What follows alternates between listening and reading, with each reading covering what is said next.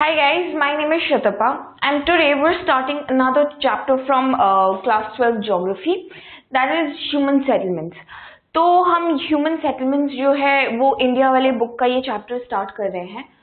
So what we're going to study in this chapter is basically the various types of human settlements that we have in our country and also in other regions of the world, because the patterns of human settlements are more or less the same in all parts of the world, no matter whether we're talking about the developed areas or the developing areas. तो जो settlements का pattern होता है वो more or less equal होता है.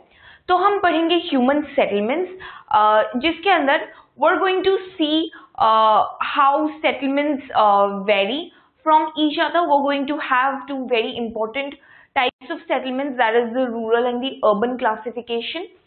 So we'll start understanding this chapter by discussing what settlements mean. तो settlements क्या होता है कि जहाँ पे there's a group of individuals, there's a group of human beings. कुछ लोग आके when they settle in an area, वहाँ पे जब लोग बस जाते हैं, वहाँ पे रहने लगते हैं, वहाँ के इकोनॉमिक एक्टिविटीज में पार्टिसिपेट करने लगते हैं और जो है people just acquire a sort of territory and a resource base. So we call that a settlement.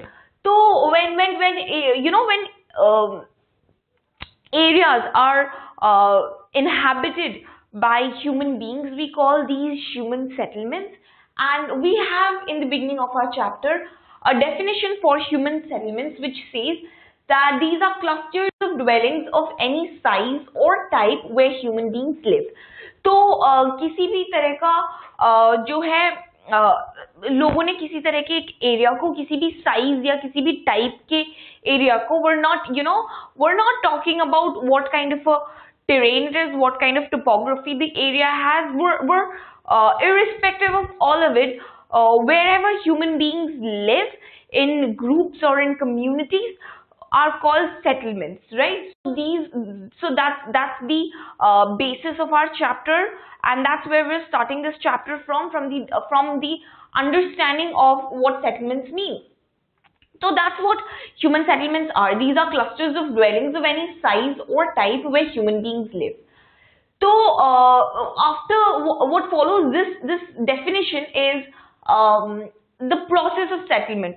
तो settlement कैसे होता है? How does settlement happen? What happens in it? The first step involved in the process of settlements is grouping of people. So there needs to be like a group of individuals, because settlement we cannot call it a settlement unless we have a group of individuals living in a particular area, no matter how small that group of people is.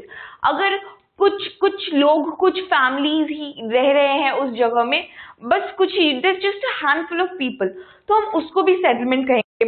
We cannot, if there's just in an isolated area, if there's just one house and one family living there, one individual living there, that's really not a settlement. That's just that's somebody's isolated residence. So what settlement requires, the first thing it requires is a grouping of individuals. So settlement always requires a group of people who are staying at one place. And the second thing that it requires is apportioning of territory as resource base. तो पहला चीज जो है वो individuals की बात कर रहे हैं हम. एक ग्रुप चाहिए हमारे को जो एक एरिया को इनहैबिट कर सके. So we need a group. We cannot do with just one person, right? The second thing that we require is territory. We need we need a particular few acres of land where these people might be living.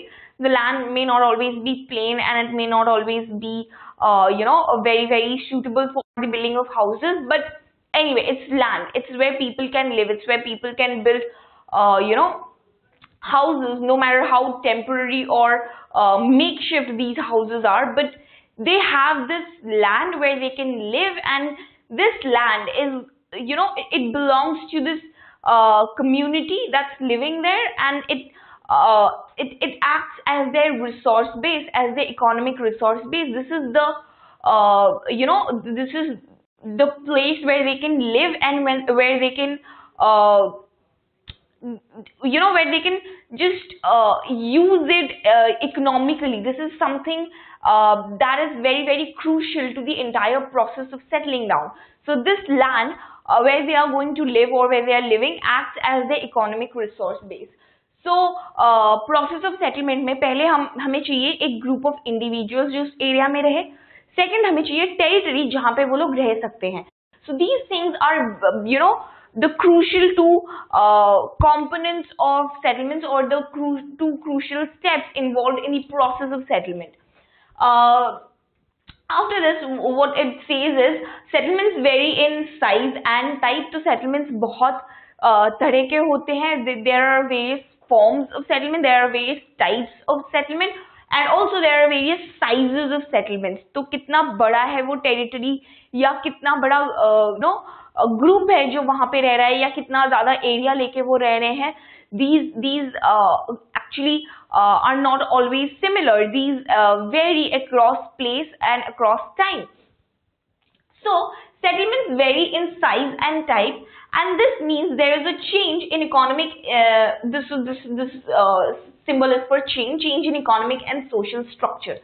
मतलब क्या, मतलब जैसा settlement का type होगा हमारा, या जितना बड़ा सेटलमेंट का साइज होगा, वो डिसाइड करता है कि कैसा इकोनॉमिक और सोशल स्ट्रक्चर होगा वहां पे. And when we talk about economic and social structure, we mean by economic structure, what we mean is what kind of economic activities these people living in that settlement are going to be involved in.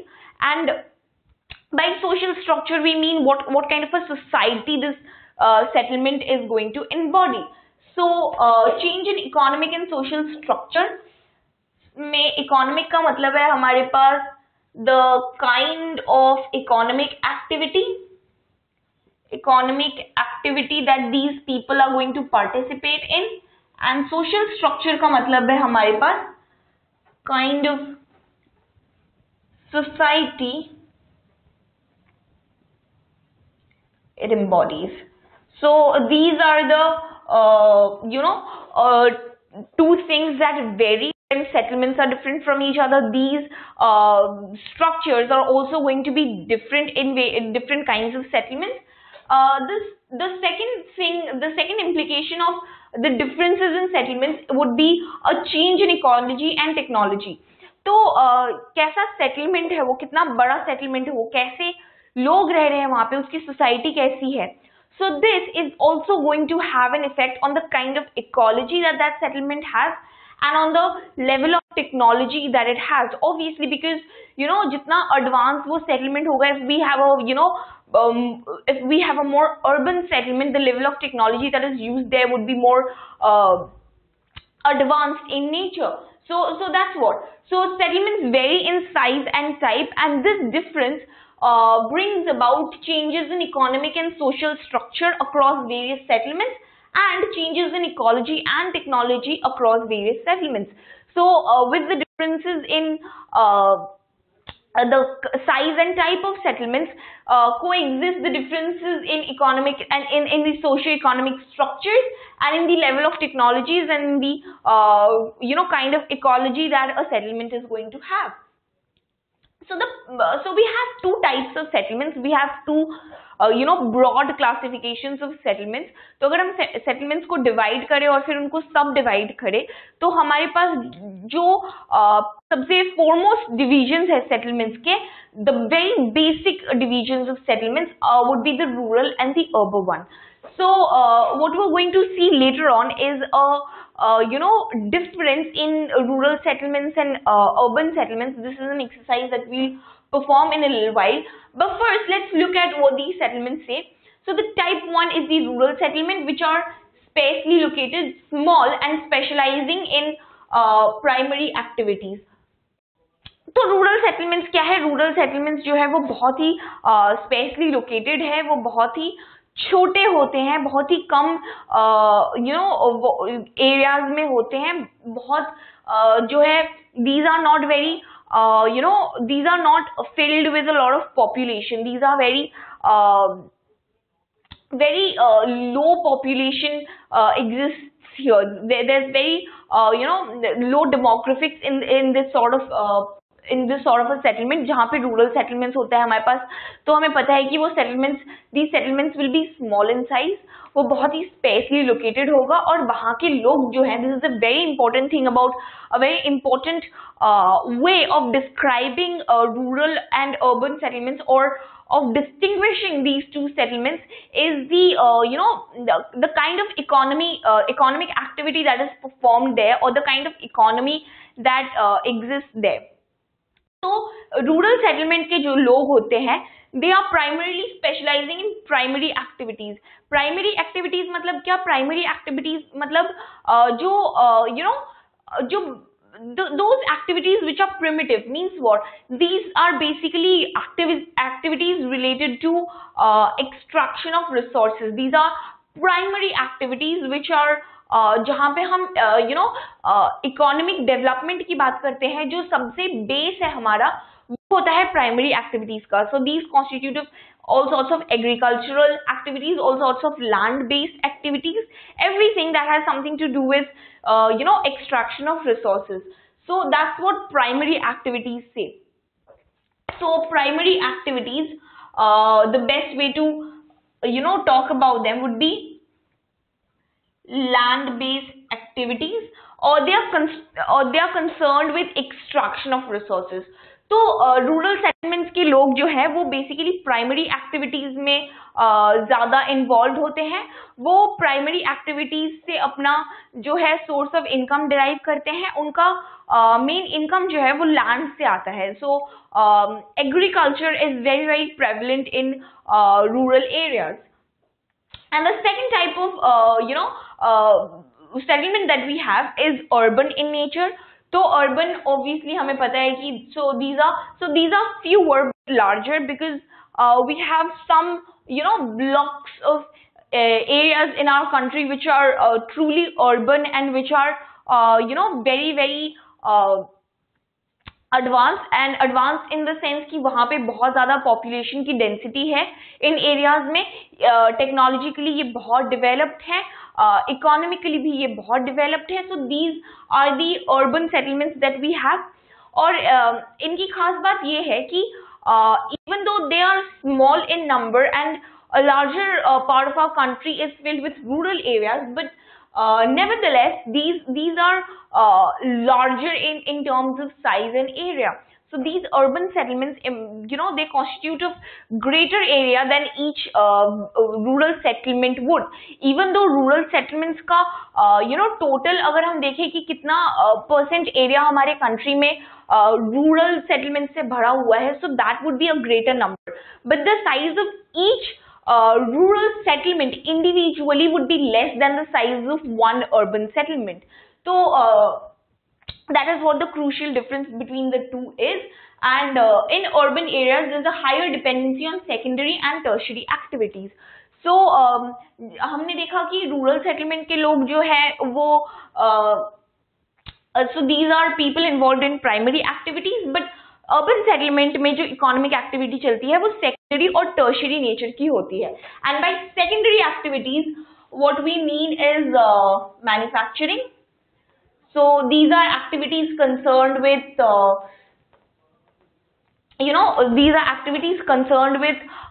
working on those resources that we derive from primary activities, and in transformation of those resources, of those raw materials, and turn them into finished goods. So those are manufacturing activities. And tertiary जब हम बोलते हैं, we know these are the service sectors. तो urban areas में जो है, urban settlements में जो है मैन्युफैक्चरिंग की मैन्युफैक्चरिंग एक्टिविटीज ज़्यादा प्रेवलेंट है और टर्शरी एक्टिविटीज ज़्यादा प्रेवलेंट है. मतलब वहाँ की सर्विसेज जो हैं, the services provided by urban settlements is more than the kind of services and more advanced than the kind of services that we see, even if we see any in rural areas.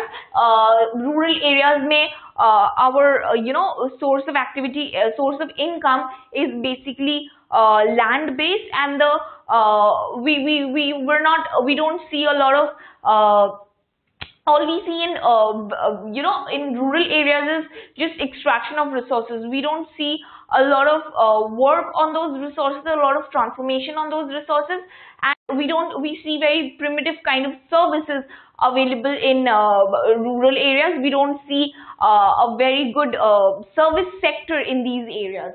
So these are the crucial points of difference. So when we say rural areas, we're basically referring to villages, because we cannot we can divide and subdivide villages into a lot of categories, but basically rural areas से हम village समझते हैं. And urban areas की जब हम बात करते हैं, तो we have two sorts of urban areas. Those are towns and cities. तो urban areas में हमारे पास एक classification है, क्योंकि because urban area is something that constitutes of a greater population and a larger area, so we cannot just say ki say ki everything that is not rural is urban. Even though everything that is not rural is urban, but even in urban areas we cannot say कि ये सारे जो हैं, जो भी villages नहीं है, वो सारे cities हैं. हम ये नहीं कह सकते हैं, क्योंकि a lot of them can be towns too, and towns have a less denser population than cities. So we have this classification in urban areas, that is of towns and cities, or rural areas में we're only concerned with villages.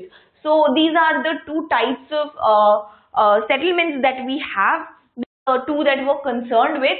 So a very important segment of this chapter is the difference between rural and urban settlements.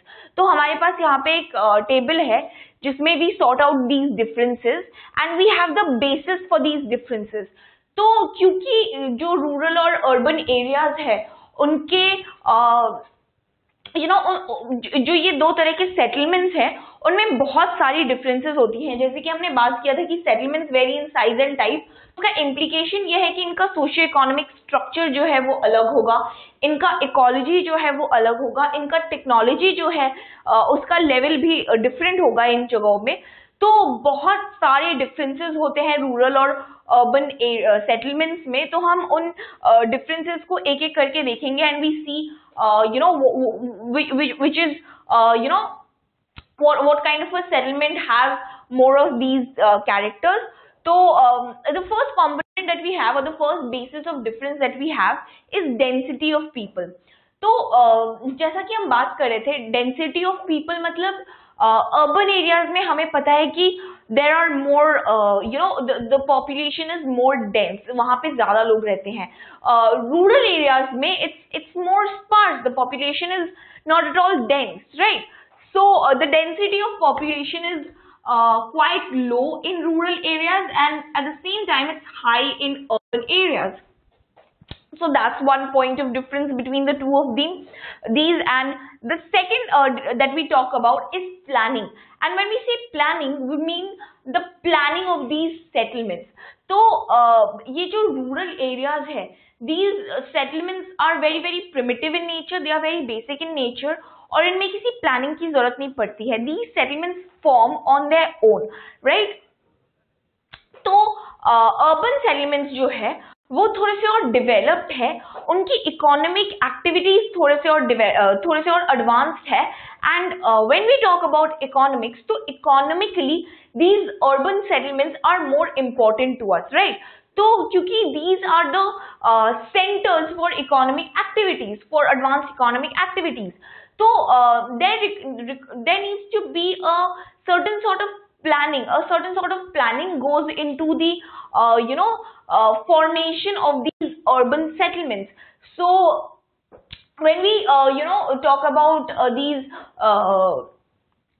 when we talk about human settlements in our world geography book, we see two very very good examples of urban settlements जो कि planned settlements थे, उन्हें plan करके वैसा ही बनाया गया, and those structures came up to be really brilliant in terms of the area and the demographics and everything. So that's something that you will study in your world geography book. But here in Indian geography, all we need to know regarding this is rural areas or rural settlements form on their own.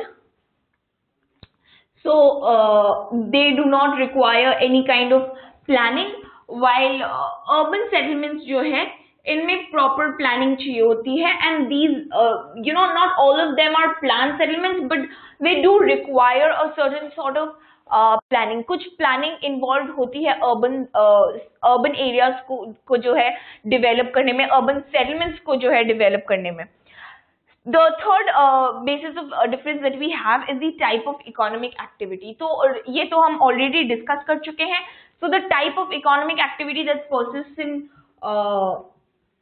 rural areas is primary. The one that is in urban areas is more secondary or tertiary in nature. So this is secondary plus tertiary, मतलब यहाँ पे जो है manufacturing sector पे ज्यादा dependency है, यहाँ पे सर्विस सेक्टर ज्यादा एडवांस्ड है, और रूरल एरियाज में जो है प्राइमरी सेक्टर पे डिपेंडेंसी ज्यादा है. The fourth basis of classification is the contribution to society or economy. By that what we mean is कौन सा सेटलमेंट हमारे सोसाइटी को या हमारे इकोनॉमी को ज्यादा हेल्प करता है, ज्यादा कंट्रीब्यूट करता है, और किन चीजों के साथ कंट्रीब्यूट करता है.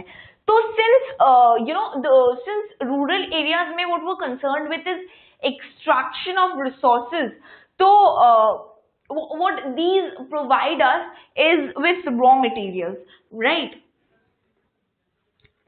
So the contribution made by rural areas to the economy would be that of raw materials, जिसके बिना जो है हमारा इकोनॉमी चल ही नहीं सकता. So that is why it is said that the base for any economic development has to be the agrarian sector, क्योंकि अगर हमें रिसोर्स का एक्सट्रैक्शन करना ही नहीं आता तो हम अपने मैन्युफैक्चरिंग सेक्टर को डेवलप ही नहीं कर सकते, क्योंकि फिर हमारे पास रिसोर्सेज ही नहीं है और हमें जो है रिसोर्सेज बाहर से मंगवानी पड़ेंगी. And that is something that if you relate it to real life, that is something that the Britishers did when they had colonized India and several other countries. They used to extract these raw materials from its colonies, and then they used to take these raw materials to their own markets, where they used to process these raw materials and finished goods को लाके फिर हमारे यहाँ पे ही बेचते थे. तो this is what happens when you are very short on raw materials. So that is that is the fundamental component for any economic activity. So primary sector, primary activities, what it helps us do is extraction of resources.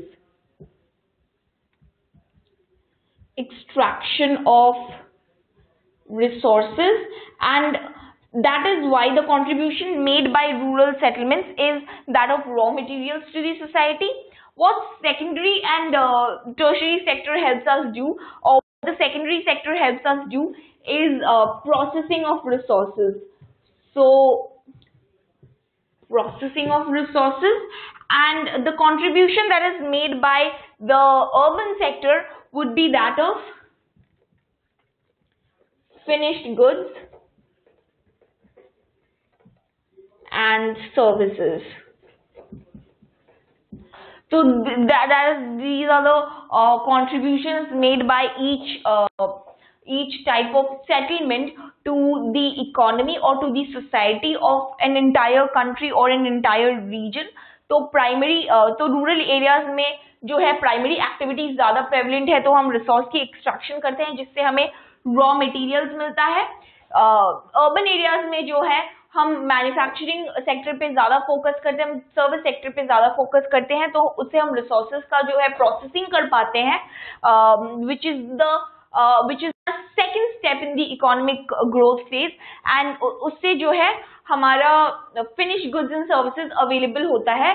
And these finished goods and services are so they are available not just to urban areas, but they are made available to rural areas as well. So the urban settlements, what the contribution that they make to the economy reaches the rural areas as well. So that is one very crucial thing to remember. Even though the even though raw materials is more important, and we wouldn't be able to do any sort of processing of our resources if we didn't have the resources themselves. So this is the first stage.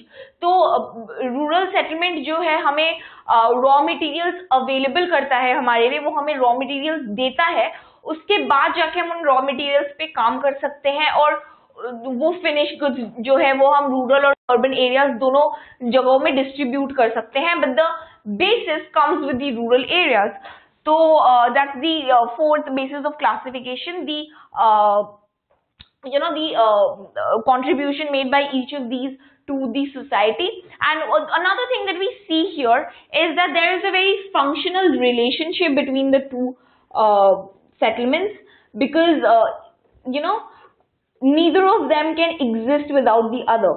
So even though even though the primary sector is quite self-sufficient, if we talked about existing without the other sector, but there is still a very high level of dependency, because if we didn't have modern methods of agriculture, and if we didn't have modern agricultural tools and facilities, we wouldn't be able to we wouldn't be able to modernize agriculture, and we wouldn't be able to enhance agricultural productivity. तो हमारी agricultural productivity को enhance करने के लिए तो हमें modern facilities चाहिए, modern equipments चाहिए, जो हमें मिलता है मैन्युफैक्चरिंग सेक्टर से। और जो है अगर हमारे पास मैन्युफैक्चरिंग सेक्टर नहीं होता तो हमारे पास ये फैसिलिटीज भी नहीं होती, और अगर हमारे पास प्राइमरी सेक्टर नहीं होता, अगर हमारे पास एग्रीकल्चरल सेक्टर नहीं होता, तो हमारे पास ये रॉ मटेरियल्स भी नहीं होती, एंड ऑल्सो अगर हमारे पास मैन्युफैक्चरिंग सेक्टर नहीं होता तो रॉ मटेरियल्स तो होती हमारे पास, बट देन हम इन रॉ मटेरियल्स का क्या करते, हम इनको प्रोसेस नहीं कर पाते, और जो है हम इनमें से फिनिश गुड्स नहीं बना सकते। So there exist level of dependency between these two sectors, and there's a very functional relationship between the two of them. The fifth basis of classification is social relations. तो social relations की अगर हम बात करें तो rural areas में हमें पता है that people are a lot less mobile, so people stay where they are staying, and the way of life is very simple and very basic. So the social relations that are formed in rural areas are a lot more, informal. They are rural people are a lot more friendly with each other, right? So the social relations that we have in rural areas is informal in nature, whereas in urban areas what happens is we have too much going on, we have too many economic activities going on, and the way of life is very, very fast in urban areas, unlike the rural areas. So the social relations that are formed in the urban areas are also not as strong as the ones in rural areas, so these are very formal in nature. तो बस ये social relations जो है ये बस exist करती हैं just for the sake of existing, but they are formal in nature, because the way of life in urban areas is fast and it's complex, and the social relations formed in